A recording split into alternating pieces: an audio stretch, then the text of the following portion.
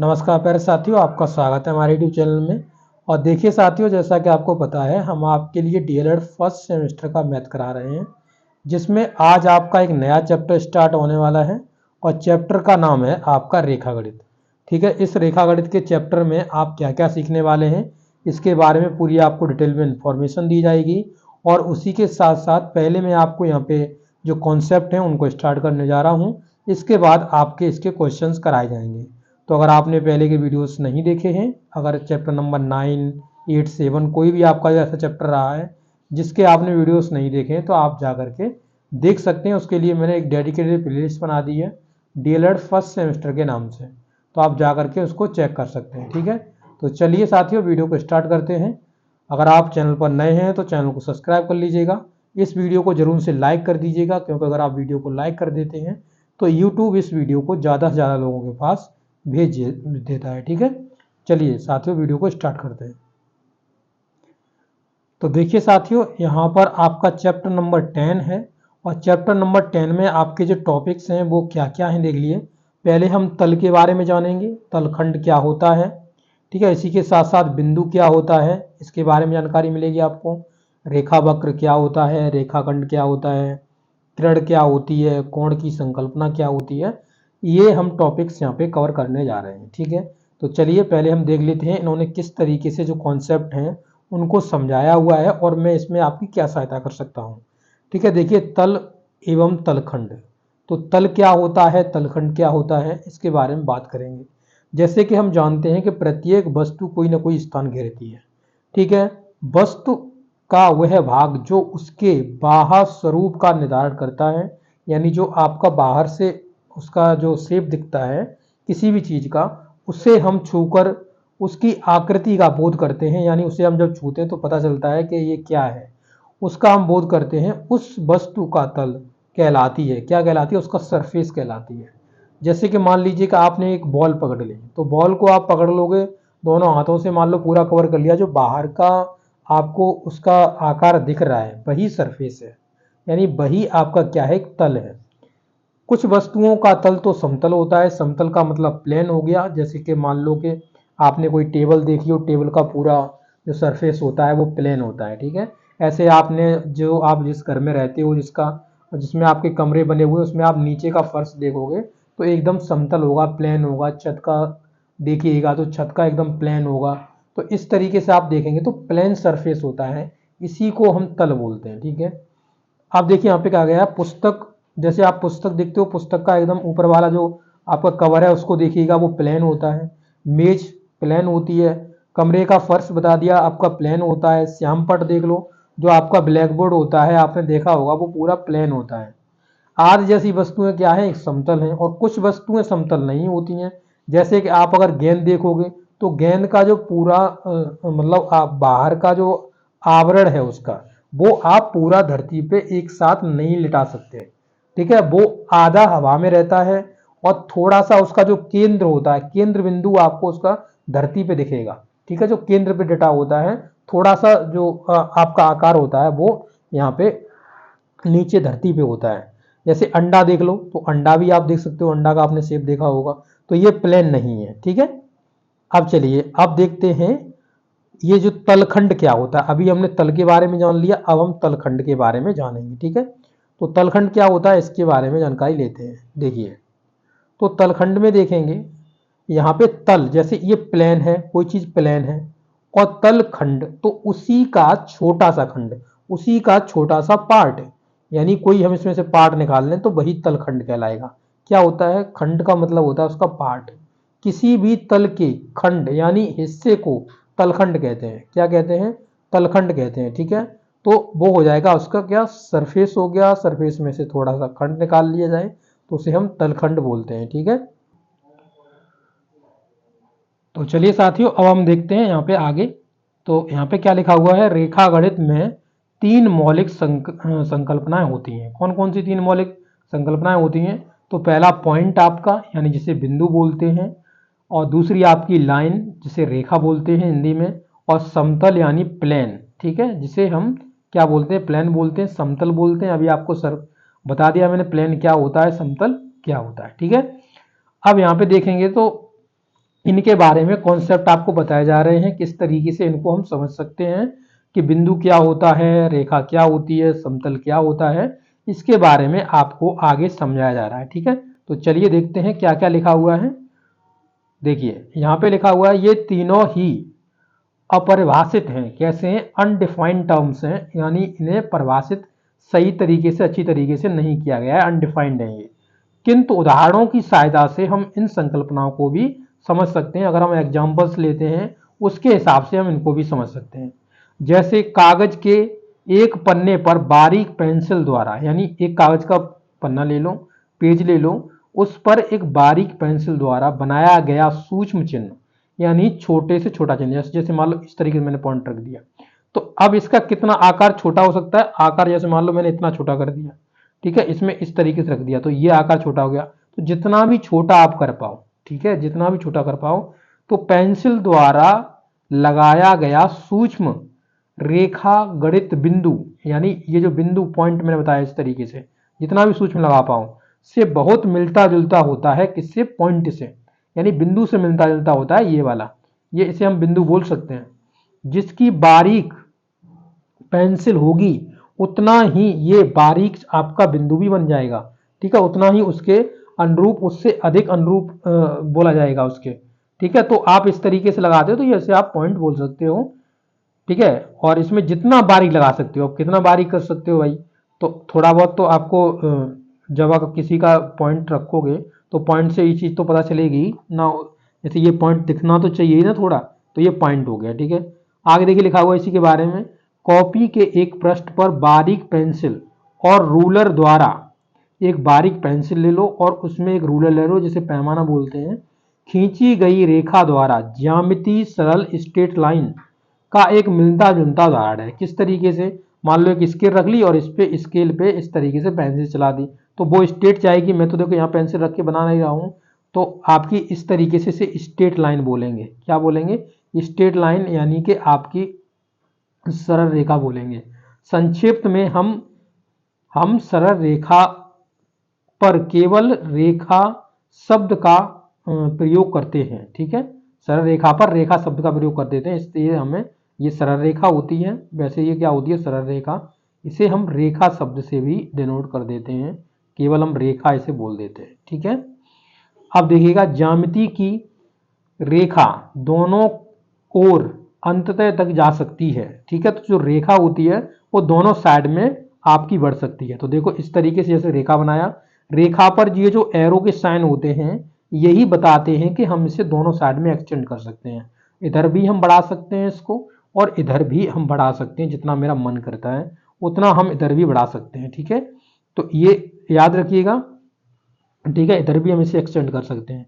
तो जो आपकी लाइन होती है, जो रेखा होती है, उसे हम दोनों साइड में बढ़ा सकते हैं। तो इसमें अगर आप इंग्लिश में जाएंगे तो आप कहेंगे लाइन के एक्सटेंड इन बोथ साइड्स। आप किसी भी साइड्स में इसको बढ़ा सकते हो लाइन को। ओके, अब देखिए, ज्यामिति की रेखा दोनों ओर अंत तक जा सकती है, बढ़ा सकते हैं।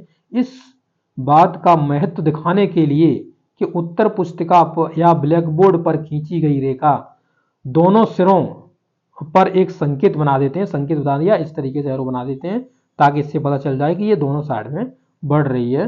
तो देखिए लिखा हुआ है, किसी चिकनी स्मूथ दीवार की सतह पर, यानी अगर हम जो आपका प्लेन का अगर दिखाना है तो प्लेन किस तरीके से दिखाएंगे, किसी समतल कागज के एक पन्ने की सतह अथवा चिकने बोर्ड की सतह ज्यामिति में समतल की तरह काम करती है, प्लेन की तरह काम करती है। मिलते जुलते उसके उदाहरण भी आपको देखने के लिए मिल जाएंगे। ये जो प्लेन ब्लैक बोर्ड हो गया, आपका कमरे का फर्श हो गया, ठीक है, आप देखेंगे कॉपी का आपका फर्श, जो आपका पेज होता है, टेबल होती है, तो आपने वो देखा होगा। ठीक है, किंतु ब्लैक बोर्ड की सतह और दीवार की सतह, कागज के पन्ने की सतह आपकी क्या है? एक सीमित है। ठीक है, ये तो बहुत ज्यादा हो सकती है, किंतु ज्यामिति का तल सभी दिशाओं में अनंत तक फैला जा सकता है। ये भी अनंत तक आपका फैल सकता है। तो ये जो प्लेन होता है वो आपका बहुत ज्यादा फैल सकता है। तो ये एक सीमित चीजें होती हैं और वैसे इसे हम अनंत तक फैला सकते हैं। ठीक है, ये चीज समझ में आ गई। चलिए अब देखिए आगे क्या कह रहे हैं। ठीक है। अब यहाँ पे देखिएगा सबका यहाँ पे एग्जाम्पल दिया गया है। तो यहाँ पे देखिएगा जैसे ये आपकी एक सरल रेखा है, ये क्या है आपकी एक सरल रेखा है। थोड़ा इसका मैं पॉइंट थोड़ा बढ़ा लेता हूँ कि बहुत छोटा कर दिया। ठीक है, ये एक सरल रेखा। इसके बाद आप देखेंगे ये जो आपको दिख रहा है, ये जो दिख रहा है ये इसका प्लेन है, जो आपको इसके अंदर दिख रहा है ये एक प्लेन पेज है। ठीक है, एक प्लेन पेज है यानी समतल बोलेंगे। और इसमें जो आपको ये दिख रहा है यहाँ पे ये पॉइंट है, बिंदु है। ठीक है, ये भी हम जो रखना है ये भी पॉइंट्स हैं सभी। ओके, चलिए साथियों आगे देखते हैं क्या कहा हुआ है। तो कह रहे हैं बिंदु, रेखा और समतल के यथार्थ उदाहरण प्रकृति या संसार में संभव पाना नहीं है। मतलब पाना संभव नहीं है। यथार्थ मतलब सेम टू सेम उसके उदाहरण आप नहीं दिखा सकते। ज्यामिति में बिंदु आपका रेखा हो गया, समतल हो गया, आदर्श संकल्पनाएं हैं। कैसी ये संकल्पनाएं हैं, कॉन्सेप्ट्स हैं। आज देखें व्यावहारिक उद्देश्य से इन संकल्पनाओं से काफी मिलते जुलते आपका इनका प्रयोग किया जाता है। ठीक है, आगे देखिएगा बिंदु के बारे में अब कह रहे हैं। तो देखिए अब यहाँ से इसकी जो क्वालिटीज हैं, इसकी जो विशेषताएं हैं उनके बारे में, प्रॉपर्टीज के बारे में इसके बताया जा रहा है। ठीक है, तो पॉइंट, एक बिंदु केवल एक स्थान, केवल एक जो आपका होता है स्थान होता है बिंदु। जैसे ये पॉइंट रख दिया, जैसे मान लो आप जो लोकेशंस देखते हो, जब आप कहीं जाते हो तो आपने गूगल मैप पे सर्च करा हुआ तो वहाँ पे एक लोकेशन दिखाता है, एक पॉइंट दिखाता है। ठीक है, बिंदु में ना इसकी कोई लंबाई होती है, ना इसकी चौड़ाई होती है, ना ही इसकी कोई मोटाई होती है। ठीक है, no breath no length, no इसकी कोई भी थिकनेस भी नहीं होती है। ठीक है, तो इनमें से कोई चीज नहीं होती है। बिंदु सदैव अक्षरों अ व या क ख आदि द्वारा ही प्रदर्शित किया जाता है। इनसे हम प्रदर्शित कर सकते हैं, इसको हम डिनोट कर सकते हैं। ठीक है साथियों, तो अब यहाँ पे आगे देखेंगे लिखा हुआ है। देखिए किसी तल पर स्थित रेखा में असंख्य बिंदु हो सकते हैं। अगर कोई एक तल है, कोई एक प्लेन है, तो प्लेन आप समझ सकते हो वहां पे तो बहुत सारे बिंदु आपको देने के लिए मिलेंगे। तो इसमें क्या समझाने की जरूरत, आप ये इतना पूरा करा चुका हूँ। तो आप जो प्लेन बना होता है, प्लेन में तो बहुत सारे डॉट्स होंगे कि नहीं होंगे ये बताओ, बहुत सारे बिंदु होंगे कि नहीं होंगे, तभी तो वो प्लेन बना होगा। इस तरीके से कहीं भी एक जगह तुम मारते जाओ तो ये प्लेन नहीं, फिर प्लेन के रूप में नहीं काउंट होगा। ठीक है, ये देखिए ये देखिए। ठीक है, इस तरीके से आपका, तो इसमें क्या होता है। अब देखिए रेखा क्या होता है, रेखा के बारे में देखिए दिया गया है। रेखा दो अथवा दो से अधिक बिंदुओं के बीच की दूरी होती है। तो रेखा क्या होता है आपका, दो या उससे अधिक बिंदुओं के बीच की क्या दूरी को ही हम जो दूरी होती है उसे हम रेखा कहते हैं। ठीक है, रेखा दो अथवा दो से अधिक बिंदुओं के बीच की दूरी होती है। रेखा में केवल लंबाई होती है, चौड़ाई मोटाई नहीं होती है। तो केवल जो रेखा में होता है वो आपका केवल लेंथ होती है, ना इसकी ब्रेथ होती है, ना ही इसकी थिकनेस होती है। ठीक है, ना इसकी कोई मोटाई होती है। ओके, रेखा के ज्ञान हेतु अध्यापक छात्रों को निम्न कार्य करवाएं। अध्यापकों के लिए निर्देश दिए जा रहे हैं कि आपको क्या क्या कार्य करवाने हैं जिससे कि जो बच्चे हैं वो अच्छे तरीके से रेखा के बारे में जान पाएं। ठीक है, तो देखिए यहाँ पे क्या कहा हुआ है कि रेखाओं के ज्ञान हेतु अध्यापक छात्रों से निम्न कार्य करवाएं। पहला नंबर क्या, कागज का एक टुकड़ा लेकर के, एक कागज का टुकड़ा लेके उसे मोड़ने को कहें। फिर जो मोड़ दिया है उसे खोलने पर जो मोड़ होती है, जब उसे खोलेंगे बनी सीधी क्रीज को दिखाएं। जैसे आपने किसी पेज को मोड़ देते हो तो उसमें बीच में एक क्रीज सी बन जाती है नहीं, जैसे मान लो एक वो पड़ जाता है एकदम बीच में लाइन सी पड़ जाती है। ठीक है, आपने देखा होगा। धागा या तार को दोनों हाथों की उंगलियों के बीच खींचकर, धागा या तार ले लो, उसमें दोनों हाथों में इस तरीके से फंसा लो, बीच में खींच लो इस तरीके से, और खींचने के बाद दिखाएं तथा छात्रों को उसी प्रकार खींच कर देखने को कहें कि आप भी देखिए खींच करके। इस तरीके से मान लो कि इन दोनों पॉइंट से मैंने स्टार्ट किया, इस तरीके से मान लो इधर भी स्टार्ट किया है, ये एक ही साइड में भी जाएगा, तो इधर भी मैंने खींच के कर दिया। ये तार अपने मैंने हाथों में लगा लिए। ठीक है, ये हाथों में लगा लिए, इस तरीके से दोनों को खींचा, इस तरीके से दोनों को खींचा। तो इस तरीके से आप देखेंगे तो आपको देखने के लिए मिलेगा। ठीक है, आपको एग्जाम्पल देने के लिए, पुस्तक के एक पन्ने के किनारे को दिखाकर रेखाखंड का संबोधन कराएं। ठीक है, तो जो रेखाखंड होता है उसमें पुस्तक के एक पन्ने के किनारे को दिखाकर रेखाखंड का संबोधन करें। जो पन्ने का किनारा होता है, ठीक है, उसमें एक रेखाखंड को दिखाएं, मतलब ये रेखाखंड है। छात्रों से पटरी तथा पेंसिल की बारीक नोक से कागज पर रेखा खिंचवाएं, ठीक है। उस पर दो बिंदु एक्स वाई अंकित करवाएं, या मान लीजिए यहाँ पे एक एक्स अंकित कर दिया, एक वाई अंकित कर दिया, इसको पूरी रेखा बनवाया इस तरीके से, और इसे थोड़ा बढ़ा देंगे इन पे, क्योंकि इसी रेखा पे लोगे जिस तरीके से बिंदु ले लोगे तो मतलब काटना नहीं है, हालांकि ये एक्स पॉइंट टू यहाँ पे और ये यहाँ पे हो जाएगा, तो इस तरीके से, ठीक है, करना है, एक्स वाई पर करवाएं। उदाहरणों देखिए, उपरोक्त उदाहरणों में यदि रेखाखंड दोनों दोनों अंत बिंदुओं को बहुत दूर तक ले जाएं तो रेखाएं कहलाएंगी, ठीक है। तो क्या कहलाएंगी, जो रेखाखंड होता है, जैसे मान लो इस तरीके से, जैसे मान लो एक रेखा पूरी बनी हुई है इस तरीके से, ठीक है, इस तरीके से रेखा ये बनी हुई है, और यहाँ पे देखोगे तो एक एक्स पॉइंट मान लिया, यहाँ पे एक वाई पॉइंट मान लिया, तो ये वाई पॉइंट हो गया, ये एक्स पॉइंट हो गया, तो ये जो बीच में दूरी है ये रेखाखंड है। अब रेखाखंड का मतलब क्या हुआ आप समझ सकते हो। देखो, जो रेखाखंड होता है ना, वो रेखा का एक भाग होता है। रेखा का भाग कैसा, तो जैसे रेखा इस तरीके से होती है, पूरी रेखा ये हो गई, ठीक है। अब यहाँ पे हमने यहाँ से लेकर के यहाँ तक के बिंदु की बीच की दूरी ये ले ली हमने, ये तो ये रेखाखंड है। तो और निकला किससे, रेखा के, रेखा से निकला है, तो रेखाखंड, लाइन सेगमेंट बोलते हैं इंग्लिश में इसको, ठीक है। तो आप समझ सकते हो, छात्रों को स्पष्ट करें कि एक्स से वाई तक पहुंचने के अनेक मार्ग हैं, एक्स से वाई तक पहुंचने के कैसे हैं, अनेक मार्ग हैं। एक चलित दूरी, न्यूनतम दूरी चित्र से स्पष्ट करें कि एक्स वाई एक रेखाखंड है, तो यहाँ पे ये वाई था, ये एक्स था, ठीक है, तो एक्स था, ये न्यूनतम दूरी है ये।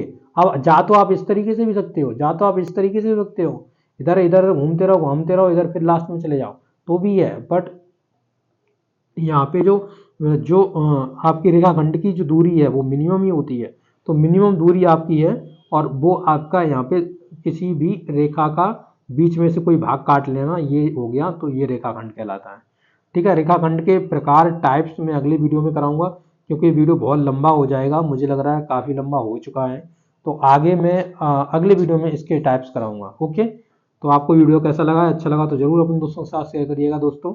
थैंक यू दोस्तों।